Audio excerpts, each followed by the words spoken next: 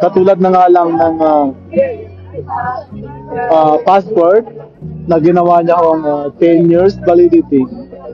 Talagang nakakapanindig balahibo ang ipinapakitang suporta ng ating mga kababayan Pilipino.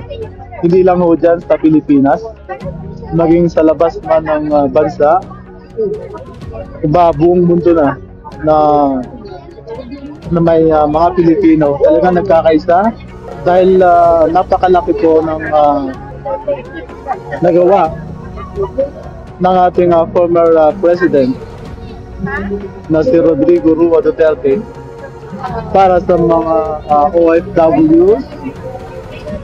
Katulad na nga lang ng passport na ginawa niya akong 10 years validity.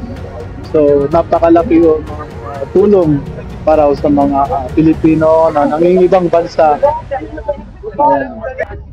So marami pa ang mga accomplishment niya na talagang tumatak sa aming mga OFWs. Kung kaya't ngayon ay binabalik lang o sinusuklian lang ng mga OFWs kung ano yung pinakita noon ng ating former President at Rodrigo Roa Duterte sa pamamagitan nitong pagtitipon-tipon, yung ginagawang mga peaceful rally para sa kanya at itong celebration ng kanyang birthday ginanap dito sa Toronto Airbus Park.